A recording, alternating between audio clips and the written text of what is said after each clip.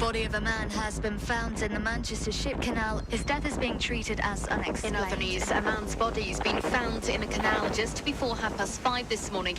The area has been cordoned off. The body was found in the water near to Media City. Police have now told us this afternoon that it is the 20th. We're having this discussion about the likelihood that there's a serial killer on the loose in the city. Do you think we've got a serial killer on our hands? For years, a disturbing rumour has swirled around Manchester. A serial killer, dubbed the Pusher, is stalking the city's canals.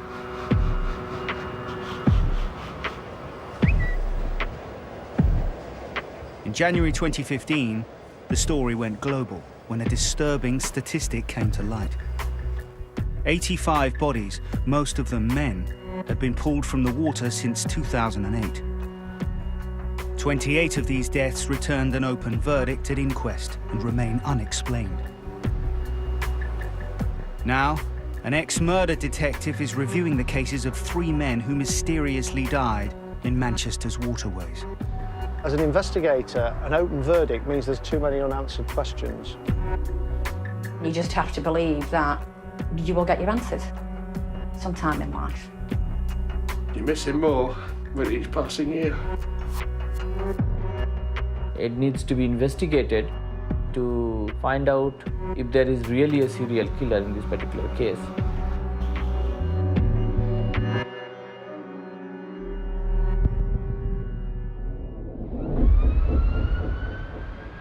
Whenever there's a body pulled from a river or a canal, people are saying the Pusher is at work again.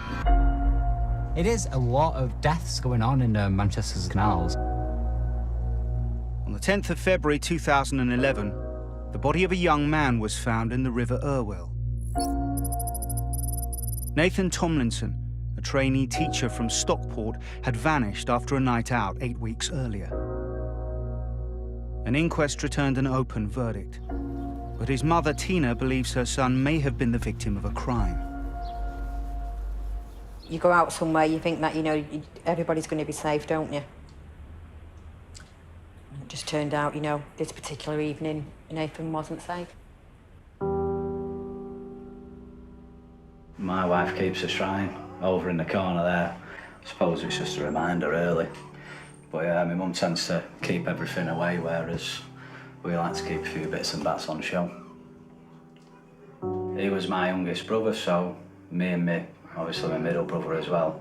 With him being a baby, we always try and protect him, and he'd get away with a lot more as well because he was the youngest. But no, it was great. Lovable role, really.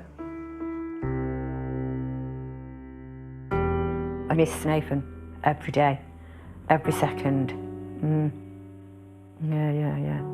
Yeah, every day. I do miss saying, get out of that bedroom now.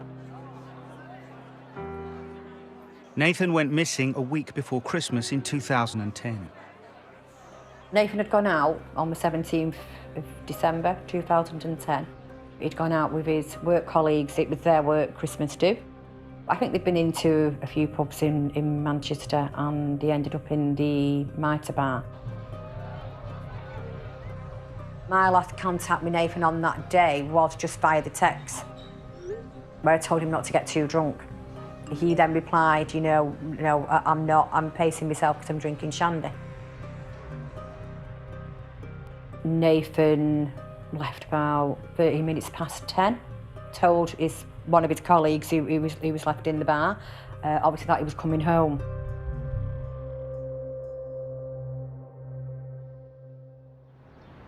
When Tina woke up the next morning, Nathan was nowhere to be found. I kept ringing Nathan's phone. It didn't even ring, it just went straight to voicemail. Please leave a message after the tone.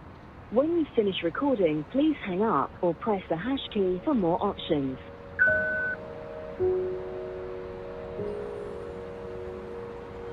Okay, right, I'll just, hound all his friends. But nobody had heard anything from him.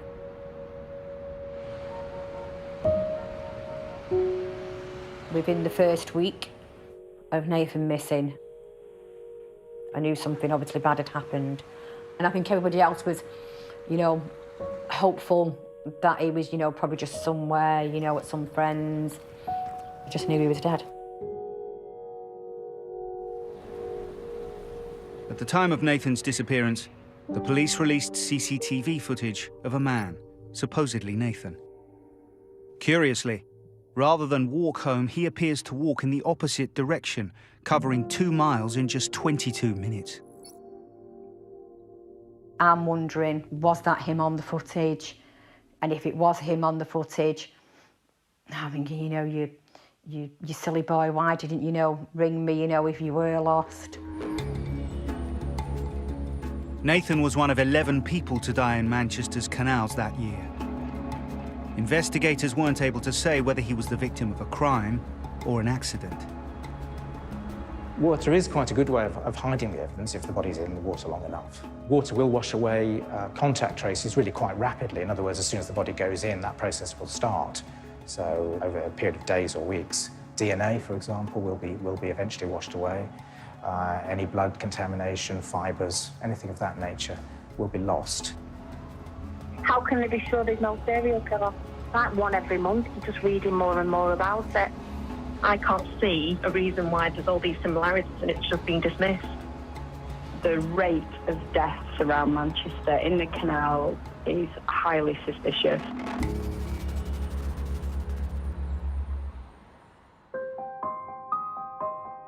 David Plunkett was 21 when his body was pulled from the Manchester Ship Canal. An inquest concluded he accidentally drowned. But like Nathan's mother, his parents believe there are still unanswered questions. Do you miss him more with each passing year? So I think time heals doesn't work. If David were alive today, it would be his 33rd birthday. Anne and Michael are visiting the Northumberland beach where they scattered their son's ashes 11 years earlier.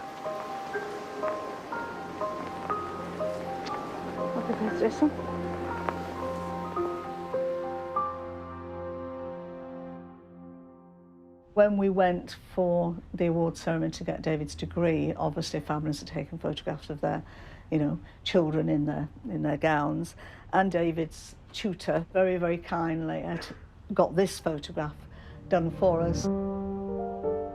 David was just a month off finishing his 4-year degree course. He was awarded his degree posthumously. We'd had miscarriages before David and one after David, so he was a very precious only child. Yes, we were blessed. He had a lovely sense of humour. He was very loving, very affectionate. He was very kind, very generous of his time and a great generosity of spirit. I think, like a lot of only children, friendship meant a great deal to him. As he set out that night to go to Michael's, his last words to me were, "See you in the morning, Dad." It was the 17th of April 2004 when David set off for a night out with a friend. He never came home. His parents believe his death may not have been accidental.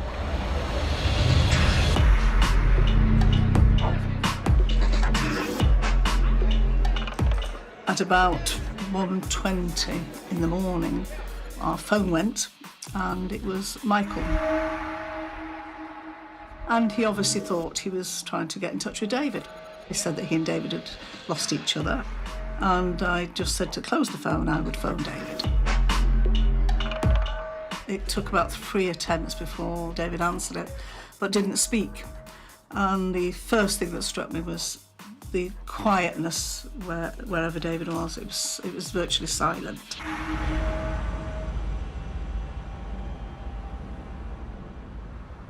All I could hear was he was walking. That was evident from his breathing. And I just said, "Do you know where you are, David? Are you in Manchester? Do you recognise anywhere?" But no response. And then probably a good 7-8 minutes into the call, there was suddenly this ghastly screaming.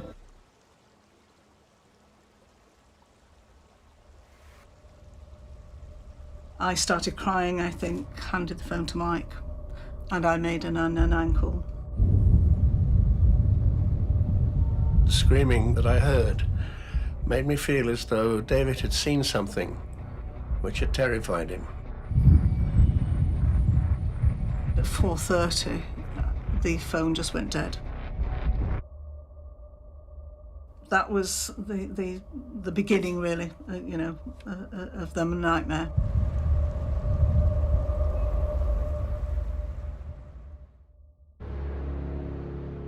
"85 people have died in Manchester's waterways in the past 6 years. In 28 of the cases, there is no clear explanation as to what happened. This unsettling statistic has fueled rumours that a serial killer is on the loose. His method, pushing victims into the water.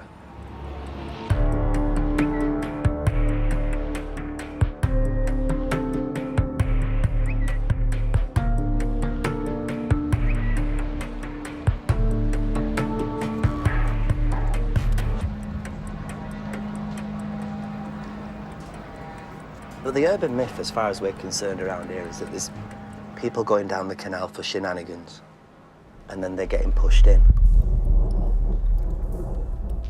Why go down there when you know that there's so many people died from simply going down there? These people that are getting pushed in the canal, can they not get out? What's happened to them before they go in? Or is there somebody that stays on the side that doesn't let them out? It's all become very Jack the Ripper-esque. This is becoming more and more of a regular thing, and to say that it's not suspicious, it's just ridiculous. I mean, how much more suspicious do you have to make something?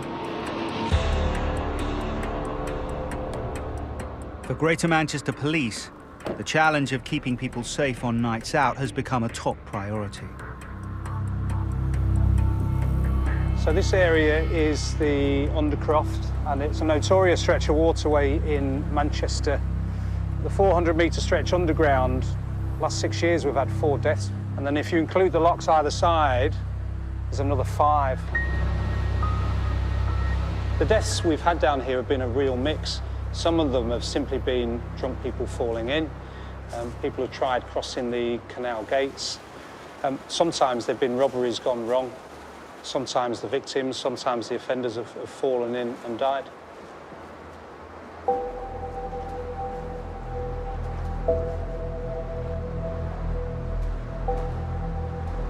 We put both uniform and plainclothes patrols in here quite regularly because people can become very vulnerable down here. You all right, my friend? I cannot tell you how many issues we've had down here in terms of people getting robbed, people getting pushed in. I'm just kind of suggesting it's not a good place for you to chill out at night. Some of the rumours suggest the pusher is targeting gay men around the Canal Street nightclub area, a well-known spot for cruising.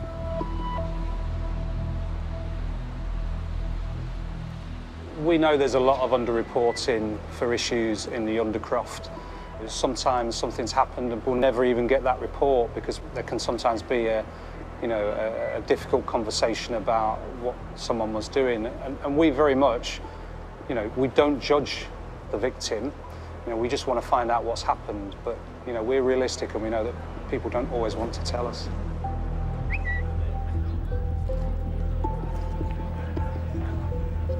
But despite 9 deaths around the Canal Street area in the past 6 years, the statistics show bodies are turning up all over the Manchester waterways, and there's no evidence a majority of victims are gay.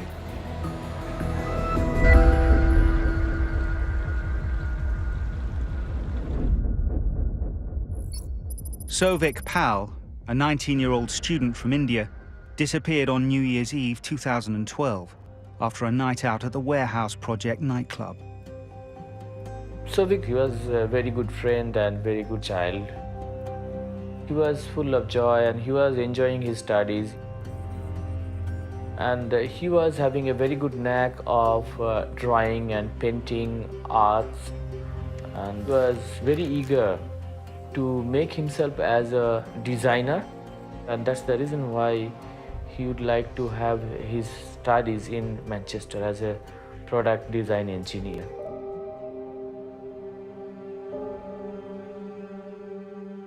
"22 days after he was reported missing, the police identified Sovik's body in the Bridgewater Canal. I was in a state of disbelief. They told that we have found a body which seems to be of Sovik. And then I was not ready to accept that. CCTV cameras capture his last few moments alive and show him with a man who has never been identified. A man Santanu thinks may be responsible for his son's death.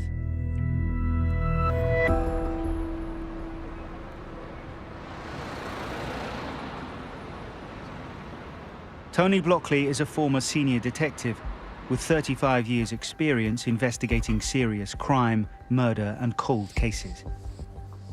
In partnership with the families of Nathan Tomlinson, David Plunkett, and Sovik Pal, he's examining the circumstances surrounding their deaths. He's also looking at whether there's evidence a serial killer is at work. People will talk about how do you find out if it's a serial killer. What an investigator would be looking for is what are those links and how do they all fit together? The age and sex of a person, the location of the